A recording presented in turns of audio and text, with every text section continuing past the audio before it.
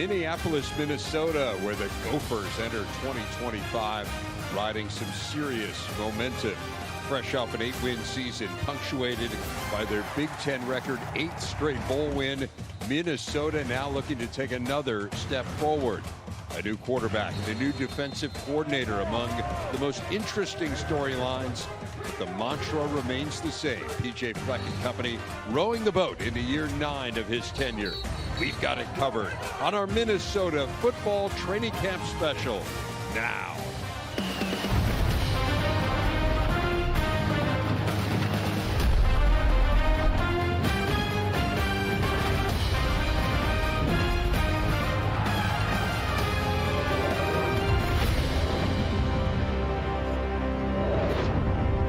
With that, we welcome you to Minneapolis, stop 2 of 18 in our Big Ten Network tour of the conference. Dave Revsine, Howard Griffith, Jake Butt, a program that has found consistency here at Minnesota. And now I think the question is, can you challenge at the very top of the Big Ten? What are you interested in watching here today? You know, first of all, I think this, Jake, is a great place when we have an opportunity to come and watch practice, because PJ puts his teams through everything. You talk about having an opportunity to watch teams work through situations. They were able to get that done. But I want to see what's going to happen at the quarterback position, just how he's developed a young guy who's really taking command of this offense. Yeah, those small details are why they've been able to be so consistent. This is really, by every standard, a good program, at times a great program. You talk about for the last 6 seasons, 8 wins, best 6-year stretch going back from the year 1900 to 1905, a century ago. Amazing. That's outstanding. And yet in football, especially this time of year, we dream of more. We want a little bit more. So what I'm excited to see is, can it all come together? When I think of PJ Fleck, I think of the run game and playing great defense. Last year they had the defensive part. Run game didn't come along, but we saw the pass game come along. They're really excited about quarterback Drake Lindsey. I want to see what this offensive line looks like. Can it all come together, and can they compete at the highest level? It's really fascinating when you think about this program. It was a pass-first attack last year, and they were pretty good. I mean, Max Rosemer did a very nice job. They were not a team that stretched the field a whole lot, but they threw very accurately. To your point, though, Jake, they didn't run the ball great. The offensive line, I think, was a big part of that, so we'll be watching that group. And then you have a new young defensive coordinator, Danny Collins, a great story. He's 33 years old. He's a guy who slept in a storage closet when he was a graduate assistant, a volunteer at Western Michigan, because he was so enamored with PJ Fleck, thought so highly of him. He wanted to connect himself to PJ, and then he's been with him all along the way here. He inherits an outstanding defense, and so now the question is, can you continue that momentum? Yeah, and having your players excited about playing for him, I think, is a big part of it. He understands what he needs to do and the expectations of what this defense is about. They have to be attacking. They have to be able to shut down the run, and taking the football away is a big part of what can make this offense go and help that offensive run game. Belief is such a big thing in football, too, and these are long seasons. The coaching staff's going to ask a lot of their players, but those players know that their coach slept in a storage closet to get here. I mean, whatever he's going to ask of them, he's done it himself, and I'm excited to see it come together, because he has one of, if not the best safety room in all of college football, an experienced linebacker room. Can this D-line start to generate some pass rush? So there'll be some fun things to see on the defensive side of the ball. You talk about that safety room, and there's so much buzz around Perich. He had an amazing season a year ago as a true freshman, an in-state kid, heavily recruited, came here to the U. And so now what do they do with him? I mean, he was a good special teams player a year ago, but the talk is they'll put him on offense as well. Put him everywhere you can put him, because he can have that type of impact. When you have a young man, particularly from your own state, that can play at such a high level, it also does great things for recruiting in this area. People know that they can come here and be special. I played with a guy by the name of Jabril Peppers. He was pretty good. There's a little bit of that to me, too. And Coach Harbaugh would always tell us, hey, the biggest compliment that you can get is just to be called a football player. That's Perich. Just we know what he can do at safety, but man, just to have him on the field, even if he doesn't get the football, opponents are going to have to account for just his dynamic playmaking ability. And I love the fact they've made no bones about it. I mean, they have said flat out, we want him to be involved in all aspects of the game, including offense. Anxious to see to what extent we see that later here today. Whenever a team is replacing its QB, it's always going to be a big story. Minnesota turning the offense over to Drake Lindsey, who redshirted last year, the understudy to Max Brosmer, who had an outstanding season. Lindsey, a Fayetteville, Arkansas native, grew up in the shadow of Razorback Stadium in a family chock full of former Arkansas student athletes. Threw just 5 passes a year ago, one of which went for a TD. And joined now by the co-offensive coordinator of the Gophers, Greg Harbaugh. And, Coach, let's start with Drake Lindsey, because I think it's an interesting story. For years, this is how you did it. You redshirted a kid, you start him the next year, and then you have a starter for 4 years. In this day and age, though, it's so easy to go into the portal and get an experienced guy. You guys did it yourselves with Max Brosmer last year. What's the calculus of deciding to go with Drake? I think the first thing is Coach Fleck wants an established guy at that position. You look back at the years he's been a head football coach, he's really looked at it where that guy's got to lead the organization, understand our culture, understand our program, and he's the guy that's the catalyst for everything, offensively, defensively, everything. Then you look at it where he came in as when he been a senior in high school. He early enrolled. We saw him in spring ball, and it was spring practice number 2, where, you have Max, you have Drake, and you're really working through things. And I challenged him in that second practice. You go through the winter time where you have ability to meet with those guys, and I just saw he had that mental fortitude to be able to push through things, work at the line of scrimmage, make throws. And then that second spring practice, we just knew. And it was really cool to see, because then he just continued to get better and better and better. And then you go through last year and the experience he had with Max, and a lot of people don't talk about that relationship that Max had with him, and Drake learning so much from him. And it just turned into where he just took over the program in January, and he's ran with it. Well, Max had a big year last year. The one thing you guys didn't really do was you weren't particularly explosive. Mm-hmm. Had the fewest plays at 30 yards or longer in the Big Ten. How do you become more explosive? Well, I think it's confidence in the scheme as players. It's confidence in me and the quarterback to be able to use checkdowns, get into the right protection call. And then I think before all that, I think it's establishing the run. Being more physical up front than the opposition, executing that scheme, but just being able to make the available play. What I keep talking to the quarterbacks about is you don't have to make a play every single down. I think if the read tells you to go to that particular guy, take that opportunity to make the play. Otherwise, let's check it down. Let's get the second and manageable. Let's get the third and manageable. And I think if the longer the guys understand the scheme, each position group, the more explosive we'll be. Coach Callahan has done an unbelievable job since he's been here, putting that offensive line together. He's got some transfers in there. How big an impact will those guys have on the program immediately? Oh, huge. They're asked to impact the program immediately. They're demanded to impact the program immediately. I think those guys have done a great job since January, and a lot of guys came from the portal in January. And they've worked really hard as a group. You look at the guys that are returning. Greg Johnson, he's an unbelievable leader in that room. He's challenging those new guys every day in training camp to be the best that they can be and change their best. But Coach Callahan is pushing those guys to be contributors, and then it's going to take time for those guys up front to continue to gel. But I saw it through 15 spring ball practices, and then this first week in training camp, I've really seen those guys come together. What do you think is going to be the strength of the team, at least going in outside of the quarterback position, that really you're going to have to lean on? I think it's a job-based offense. I really believe that. I think you look at the names of Darius Taylor, those type of guys that are getting that recognition, and he's handled that so well. He's a guy that I know we're going to hand the football to. But there's other guys in that room that are going to make huge impacts. There's guys in the tight end room that all have different skill sets. The wide receiver room, for the first time, you look at it with our receiver room. Last year, Daniel Jackson coming into training camp was the unquestioned number one receiver. With our guys, I feel like we have a number of number one receivers. I feel like we have guys that can do a lot of different things. And that's the thing that I talk about with our guys all the time is being unselfish, understanding that the ball can go to a lot of different people. And then Coach Fleck talks about multipliers and making every single player better by challenging them to be the best. being the best teammate they can be, and wanting Logan Loya to be the best he can be, and that coming from Javon Tracy, Jalen Smith, those guys, Kenrick Lanier, like Lemeki Brockington's obviously in that room too, but those guys like pushing each other to be the best that they can be. Need to ask you, final question, what role do you see Coy Perich playing in this offense? It's funny you ask that, because we want to get the ball to our playmakers, and like I said, it's a job-based offense. He's going to have a job within our offense. He's done a very good job. Last year we used him sparingly. He was kind of a gadget guy. Mm-hmm. I remember Penn State, he went in for a number of plays. He was available for that.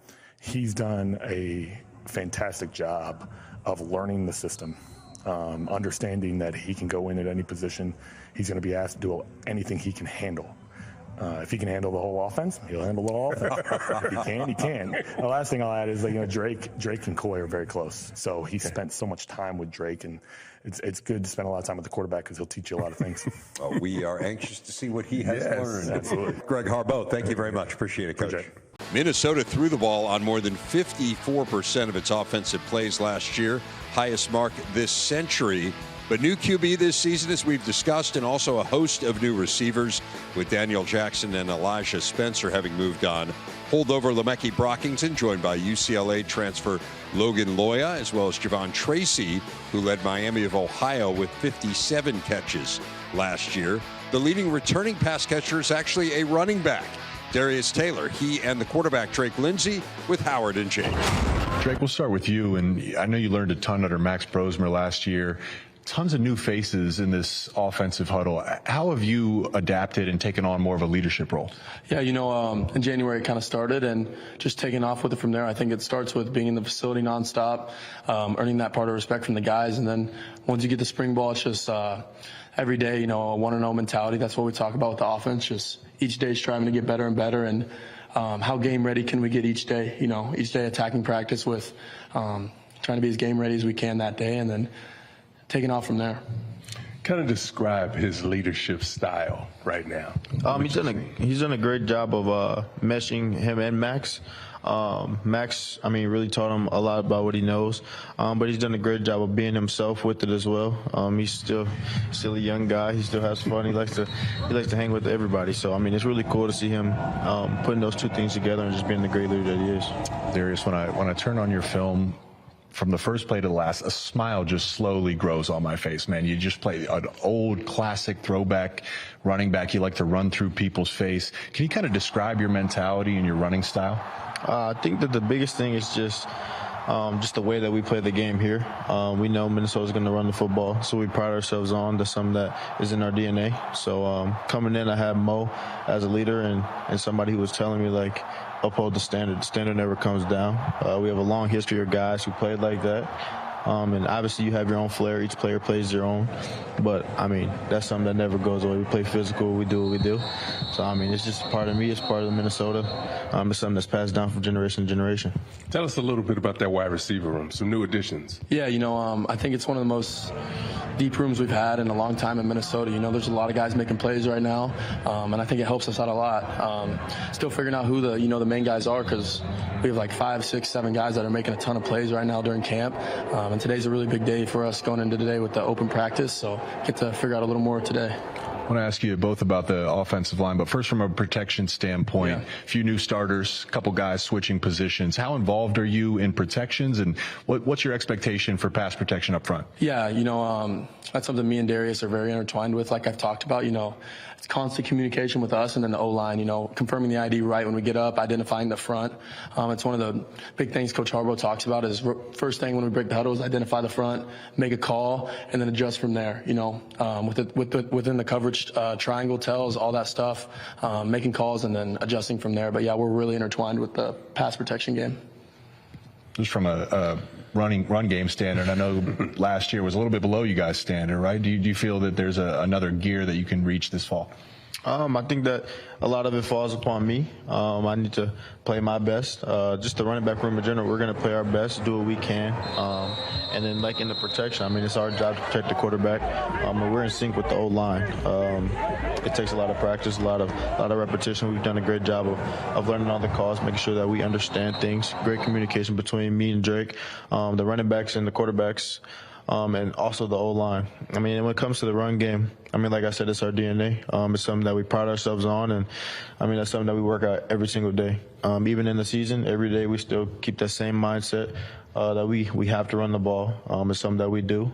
So, I mean, as long as we make sure that we keep working towards our DNA, I mean, we'll be all right. In this day and age, people want everything right now. Mm-hmm. You took a step back and watched and decided to learn. Yeah. Tell us why. I think obviously everyone wants to play right when you come in, but looking back on it now, you get to see a new lens because you're always kind of the guy in high school, always playing. And then getting to watch Max last year was a blessing, You obviously want to be on the field, but looking and watching past film and watching myself from last year to now, it's day and night difference compared to what I can handle mentally and what I can do physically. I think I've changed a lot. And Coach has done a great job putting the pieces around us with the new O-line additions, having Darius back, and then great wide receivers to help out. What does that say about the coaching staff as well and the way they communicated with you guys? Yeah, coaching staff is awesome. Coach Fleck is super, super upfront, very honest with what he wants and what he needs us to do. And he's done a great job adapting and changing with the new college football. Well, Darius, Drake, really appreciate you guys. Looking forward to watching this fall. Thank you. Among his many accomplishments in Minneapolis, PJ Fleck has yet to lose a bowl game. A perfect 6-0 at the helm of the Gophers. Add that to a Bahamas Bowl win as Western Michigan's head coach, and Fleck has 7 bowl victories in 12 years. Only Kirk Ferentz and James Franklin have won more among current Big Ten coaches. Joined now by the head coach of the Gophers, PJ Fleck, and we were looking at the bowl success, Coach. What does that tell you about your program? Our kids love football. They love to play football year-round. When you get to the postseason, it's really important. Even though you have the guys opt out, it's a great time for young guys to develop who are going to play for you next year. Football is really important here. Our kids love football, and we talk in recruiting all the time about selection and fit. That's what we're looking for. And even in the day and age of paying players and all the other stuff, our kids love ball, and it's a credit and testament to them. Fun to watch you guys go through the practice here today, and fun to watch it with a crowd here. What were you looking to get accomplished? Yeah, lots of reps. This is as fast as we've ever installed 90% of everything. We've only been in camp 6 days, and we've got everything in. This team does better when you force feed them. They do better with more. They do better with just plain football. They love it. And you never want to hold a team like that back. Not every team is like that. I told them at the end of this practice, you were out there. That's a pretty long practice. We covered every situation, and I'm talking covered it, right? Not just walking through it, playing it. I told them I respect them. I think that's one thing about this football team is they multiply each other, which is very selfless to do. I respect the heck out of them for how hard they work and what they're doing, and I'm proud of them for the first week. Now we got to be able to change our best in week 2.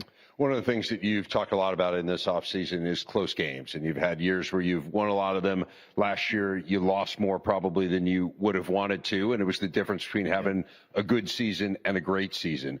What can you do to control those close games, whether it be today or during the course of preseason? Dave, that's a great question because everybody talks about close games. You got to win the close games. Well, everybody's got it. Everybody in the Big Ten's got to win close games, right? But how do you do that? You've got to win situational football. We have installed all of our situations way quicker than we ever have, whether 2-minute, 4-minute, backed up, coming out, short yardage, goal line. You've got to win in those moments. You've got to play well throughout the game, but at the end of the game, in the fourth quarter, that's where it's won. Because you can end the game or you can extend the game. And vice versa on the other side of the ball. So that's what we've been working on all off season. We take one possession games very seriously here. We were 3-4 last year and still won 8 games. If that's 6-1, that's an 11-win season. And then, like you said, that's the difference between a good season and a great season. But our team understands that. They're a really smart football team. They get it. We talk to them about it and teach them about it to exhaustion. And their actions back it up that they really want that to happen. I want to go through a few of the headlines here of your off-season and the preseason preparation. One of them is a new defensive coordinator, Danny Collins. I love his story. We already had a chance to visit with him and talking about sleeping in the storage closet in Kalamazoo because he still wanted to be a part of your program. What's the lesson in his story to getting to this point now? Just keep rowing the boat. I know that sounds like it's pretty corny coming out of our program, but he is the definition of it. The never give up lifestyle, the never give up on your dream. They're dreams for a reason. Like, they're not just reachable if you just do the average. You have to be a little delusional to get to that. And Danny did what was not only required but was unrequired. That was going to be able to make himself uncomfortable. He's coached every position on this defense, in this defense. He's worked for the 5 coordinators. He's coached every position. He's called it multiple times in different areas. He knows it better than anybody. Now he gets to put his fingerprint on it. But I think that's just a lesson, especially if people want to get into this profession at our level in coaching. It's not always about where you finish, about where you start. And then how did you get to where you are and how'd you earn it? And nobody earned it more than Danny Collins. And I'm so happy for him, proud of him. And it's going to be fun with him calling our defense. All-time great story there. So that's one of the headlines. New quarterback is a headline for sure. Drake Lindsey, how have you seen him progress here early on in camp? He's doing some things I've never seen a young redshirt freshman ever do. We knew that as a true freshman as he attached to the hip of Max Brosmer. He studied Max. He went everywhere with Max. He absorbed everything that Max had. Max was an elite processor. Well, you look at Drake as a redshirt freshman, he's already an elite processor. Our offense is not simple to run. There's nothing simple about it, the way we run it. And Coach Harbaugh is putting a lot on his plate, and that's just a testament of how hard he's worked. Now, he's only played in 1 game, but when you look back and you watch what he did in practice, and then you watch what he's doing right now, and even a night like tonight, that's what's so great about tonight. We're 6 days in. We got Big Ten Network here. Thank you for coming. We've got our fans here. I mean, we just got 12,000 diapers. All right, for people that are in need of those. Tons of oars were delivered. Fans were in the stands under the lights around the same time we're going to play on August 28th. To simulate that early and to have him go out there and run the offense with 90% of it in there in all situations is really impressive. He's got a long way to go, but he really is a special talent and a special person. Talk about 90% of the offense installed. There's a significant percentage of it, which another headliner is a part of, and that's Perich. It was fun to watch. First of all, I love the jersey. I love the half and half jersey. I think that's outstanding. Yeah. But there was a point during team where he played offense on one play, and then you guys moved him over, and he played defense. And then on the next play, he would have played special teams. I pulled him out to put Logan back there. Yeah. And then after end of practice, true story, he grabs me, he goes, "Why didn't I play much?" What? What do you mean, why didn't I play much? You just played every position that we could possibly put you in. He goes, yeah, but I want to do more. That is the type of kid that you can do this with. It's up to us to make sure we give him what he can handle. And every day we find out more and more about what he can do, what he's really good at, what he has to continue to develop. And this is, I've said this this isn't a gimmick. This is real. He is a very, very unique football player that plays. That's all he does. If you ask him, like, what are your hobbies? He's like, football. It reminds me of Robert Spillane back in the day at Western Michigan, who's now with the New England Patriots and still playing in the NFL because he eats, sleeps, breathes football. He loves the game. He studies the game. He pours into the game, and he's getting a lot back in return. But he's such a competitor. I mean, he's the old school throwback. Come home when the lights come on. Just play outside. And it's really refreshing to have a player like that. I want to leave you with one big picture question. You look at the history of Minnesota football. There have been 5 seasons in the last 120 years where Minnesota's won 9 or more games. You've been a part of 3 of them. I mean, it's pretty amazing what you've accomplished to this point. You just signed a new contract through 2030. Congratulations on that. So what's your vision? Like, where's this going? Yeah, raise the bar, raise the expectation, raise the standard. The standard's always to change our best and give everything we have and do everything we have academically, athletically, socially, spiritually in an elite way. But it's so fun when people believe in what you're doing. Coaches don't give themselves contracts. You have an athletic director, you have a president, you have a board of regents who all work for the governor. And it's such a blessing and not a burden at all to be in this profession and to be in this league and have an opportunity for somebody that is in charge of you to say, hey, we like what you're doing. We want you to keep doing it. And we want it to keep growing in the way that you're doing it. And we're going to keep raising the expectations. I think it was very clear what we talked about where we think this program can go. You brought up the 1-possession games. If we win just 2 of those, we're in the conversation. 2 more of those, we're in the conversation of the college football playoffs. So our kids understand that. I think, we've been in this long enough to talk about it. And the way the college football playoff has expanded, it allows a lot of people to be very honest and real to your team about where this can go if we do X, Y, and Z way better. So it's such a blessing to be a head coach at the University of Minnesota. I'm honored to work for Mark Coyle, our athletic director, and our president, Rebecca Cunningham. And it's about people. And I'm blessed to have the same AD that hired me 9 years ago. And he's phenomenal. I think he's the best in the country. So we're a good team. Well, thanks, Coach. Really appreciate your hospitality as always. Appreciate Thanks you. a lot for your time. Thank you. Fleck. Add the Nagurski Trophy watch list to the numerous preseason honors for Gopher sophomore Coy Perich. The award, named for the Gopher star of nearly a century ago, is given to the top defensive player in college football. He's also on the watch list for the Jim Thorpe Award and Paul Hornig Award, and has been named to several All-American teams after leading the Big Ten with 5 interceptions last season. Perich and defensive lineman Anthony Smith with Howard and Jake. Anthony, let's start with you. Has there been any change to the defensive scheme with the new defensive coordinator? I wouldn't say. DC's been in this program for a long time. And so, he's gone through a lot of DCs, same with me. So the defensive scheme hasn't changed for us. So, yeah, I'm excited for this year, though. Coy, he was your position coach, is your position coach. So what can you share with us about his leadership style? DC, man, he's a character. He's one of a kind. How so? When we're in the mornings, he's prepared. He gets his bucked up shots. Oh man, you give him one of those, he's electric. But yeah, probably one of the smartest coaches I've ever been around. Knows his stuff, and anything that you need help with, he'll help you. Well, kind of to that, you guys are aware of his story, right? Sleeping in a storage closet, right? That's commitment. Does that get you fired up to play for him? That's basically dedicating his life to coaching you guys. Anthony, does that get you excited to play for him? Yeah, you get behind that real quick when you hear stories like that. DC's been through a lot. He's gone up through the ranks. You want to be behind a guy that leads like that. He's been through a lot. And again, having a guy that's been through a lot, you just want to play even harder for him. Coy, what are some of the things that you've been working on from a mental aspect and also physically to get you prepared for this upcoming season? Yeah, it starts in probably winter training. We work hard each and every day. The strength staff, they get us ready, and I got to give credit to them mostly. They do it from if we're going in there at 6 a.m. to even 5 a.m. in the morning. They'll do whatever it takes, and they'll get you ready. Anthony, I know an area of focus for the defense has been the pass rush, generating more pressure for a few years now. Evaluating your position group, the defensive line, where would you say you guys are at? It's so deep. This is the most special thing about our defensive line this year. We're so deep in depth, and we're so connected as a D-line. Even though that we lost a few pieces from last year, like Jaw Joyner and Dane Strigout, we're so deep and so connected. It's been a fun time over the past winter, spring, and summer, just playing around, being connected in the locker room, whether that's in film or anything.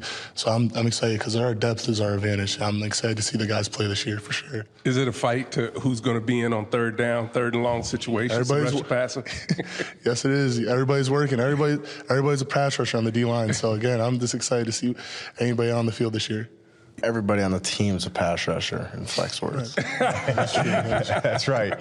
Hey, Coy, you got an interesting perspective. When NIL came out, there were some people that saying, hey, this might be the death of college football, right? But here you are, you're a Minnesota kid. You love Minnesota. You've stayed home. Can you speak to why this place is so special to you?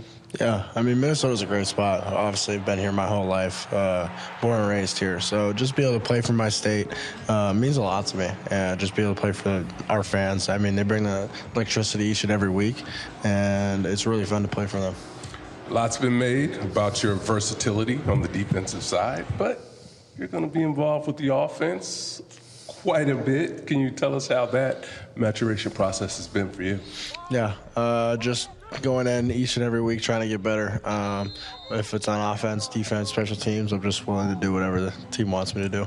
You would know the offensive line better than anyone. You guys get matched up. Some new faces, right? Some guys are switching positions. Yeah. What have the battles been like here early in camp? It's super competitive. That's always how it's been. Throughout spring, throughout the summer.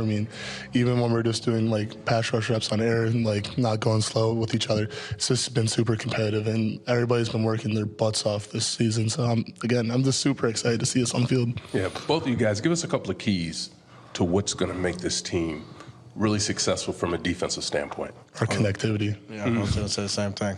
Yeah, we're so connected. Whether it's in the film room or in the locker room, like in the film room wise, I can go in the room with Corey and we can talk about defense with backhand stuff, and I can go talk about my pass rush. And like in years past, I feel like we just haven't had that. And then that's just like so special. Like, and he'll come up to me and like, hey, like this is my pass rush. Like, how can I get better in my pass rush? And same, like, how can I get better in coverage? And knowing what, if I make this move, how does that affect the backhand? And then in the locker room, everybody hangs out with each other. Like it's really a fun time. Nobody's a stranger to anybody. And again, that when you do that, like football's fun. Like it's like back when you were a little peewee and you were playing with all your friends. You're still playing with all your friends. Yeah, that is true though. Hey, yeah. guys, thanks a lot for your time. Have a great year. Appreciate great it, success. Thank you. Minnesota was truly elite on defense last year. Top dozen in the nation in rushing defense, pass efficiency defense, total defense, and scoring defense. A number of stars back from that group, not just Perich, who we've already discussed, but also Maverick Baranowski, their leading returning tackler, Jalen Logan Redding, Devin Eastern up front. So lots to build on for new DC, Danny Collins. Danny Collins is with us now. Coach, I love your story. I mean, you were sleeping in a storage closet over a decade ago in Western Michigan because you really thought that P.J. Fleck was a guy you wanted to attach yourself to. And now here you are. You're a power conference defensive coordinator at age 33. When you reflect on your journey, what do you think about? Well, you know, it's a dream come true. You know, my whole life, this is something I've always wanted to do. Coach Fleck, from the minute I met him, he captured me with that energy. And it's been, I mean, a roller coaster of emotions. And I'm super blessed to be around the coaches that I've been around and the players, and really blessed to be in this position right now. What are the biggest things you've learned about yourself along the way? That I'm meant to be here. You know, I truly believe that. I've been preparing for this moment my whole entire life. Again, I'm surrounded by really elite people, starting with Coach Fleck, and have a great defense and great players to surround myself with, along with elite coaches. You said you've had clarity that you knew you wanted to be in coaching pretty much your whole life. It's the ultimate sacrifice. I mean, I think for me, when I retired, I thought about coaching. Too brutal of a schedule for me. And I just want to ask you, why are you dedicating your life effectively to coaching college football? Yeah, I love number one, the game of football, but then number two, the people. You know, being able to be an influence in people's life, not just the scheme, not just the X's and the O's, but, you know, truly their whole life, forming those relationships, being a part of something way bigger than yourself. That's why I really wanted to do this. So you've been with PJ for a number of years, a decade plus. I know you come from the Joe Rossi tree as well, but when we turn on Minnesota defensive film this year, what are those unique, specific characteristics that you're going to be able to call your own? Yeah, I want this defense to play with havoc. You know, we define havoc as controlled chaos. And, you know, everything starts with the how for us. How you do one thing is how you do everything. I want people, when they watch us play, it's not about what we do, it's about how we do it. You know, that's the first thing. We want to attack people from the jump, no matter what. We're going to play with violence. We're going to play together as one. And at the end of the day, we're going to compete. You have one of the best safety rooms in all of college football, not just the Big Ten. What is it about that group that makes them special? And as a play caller, what does elite safety play allow you to do? Yeah, you know, that room is special just because they're so close together. You know, I think, you know, from day one when, you know, we took over that room, you know, really formed those relationships. The guys are really confident with each other. They all complement each other. You know, they're all multipliers of this defense, and that's what makes it really versatile. You know, we have different packages and things like that we can get. I mean, 5, 6 safeties on the field at one time. That's a position we take a lot of pride in here, you know, from Antoine Winfield Jr. to Tyler Nubin, Jordan Howden. Now you got all the guys right now. You know, it started at a really high level, and, you know, we're going to keep that thing going. We outlined how good this defense was a year ago. How much of what you're going to be doing is kind of continuing what Corey Heatherman was doing, and how much of it is putting your own twist on it? Yeah, you know, I think, you know, since I've been with Coach Fleck, I mean, we've really ran the same defense, right, for the last, you know, 13 years. It's just been every year with a different coordinator. There's a little bit of a different personality, you know, to it, a little bit of a different fingerprint on it. You know, I'm not just the same as Coach Rossi or the same as Coach Heatherman. I'm going to do everything I can to do the best thing for this defense and this personality of the personnel that we have in the room. Danny Collins, really appreciate it. Thanks, Coach. Absolutely. Thank you, guys. Wrapping things up from the Twin Cities, the Gophers fresh off an 8-win season in 2024, hoping to find even more success this season. Their schedule starts with a home game against Buffalo. It's a Thursday night over on FS1. We have game 2 against Northwestern State. They head to Cal in week 3 before returning home to start conference play against Rutgers. They face 2 of last year's CFP teams, both on the road, defending national champ Ohio State in October. They've got Oregon in November. The battle for the Axe is a home game this year on Thanksgiving weekend. So that is the challenge ahead for the Gophers. Got a nice taste of Minnesota practice today. Yeah. Interested in your guys' final thoughts. One of the things I'm always impressed with when I come here is just the speed of practice, the organization of practice, how people are flying around. It wasn't probably their best practice. Quite a few mistakes out there and some situational things. But I think when you watch this practice, this is a team that's going to hit its stride when they need to. Yeah, I mean, it's 8:30 local time here. I'm getting old. I just turned 30. This is past my bedtime, but when PJ Fleck just turned 30. Yeah, he's really old. Yeah. Ooh. A PJ Fleck-led practice, though, you don't need to drink a cup of coffee. I mean, the energy was high. He had the megaphone going. And what a treat for us, too. That's their first full padded practice. So we got to see some live periods. There's always an added intensity there. To me, like the formula for this team to win is going to be just a classic PJ Fleck identity, which is minimizing your mistakes, controlling the football, and winning behind their defense. Right. You look at last year, and that was a big part of it, right? This was not a typical PJ Fleck team. This wasn't a team that could grind it out. Even though they did, they typically still won the time of possession battle, but they weren't a team that was going to run for 300 yards in a game. It just wasn't how they were built last year. And they figured out a way. They became a little bit more of a pass-first team. They controlled the ball that way. They weren't explosive.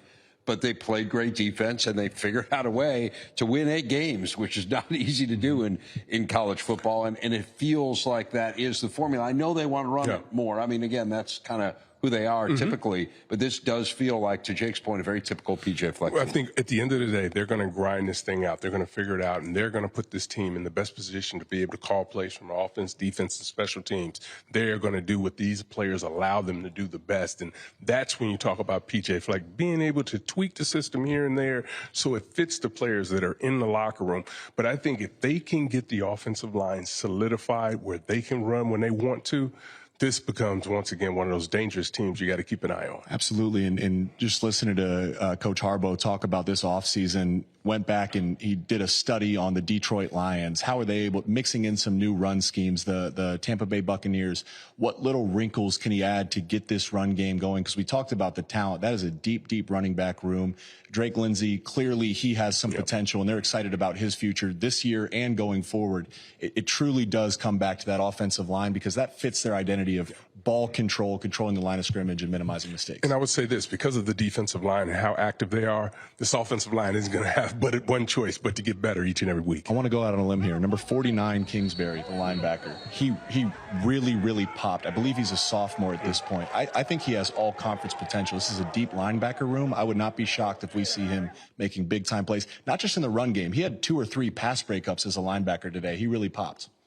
It is a great linebacking tradition, as we know here, and just a really good defensive tradition starting to grow under PJ Fleck. Again, to your guys' point, I think what's going to be interesting is how quickly the offense comes around this year. So that, our visit to Minnesota, always enjoyable. Thanks to everyone for their hospitality. We're off to Maryland coming up next. Travel day on Sunday. We will see the Terps in action on Monday and bring you that part of our football practice tour. Again, thanks to everyone in Minneapolis, Paul Rovnak and Carl Anderson and the entire SID crew. We will see you in College Park.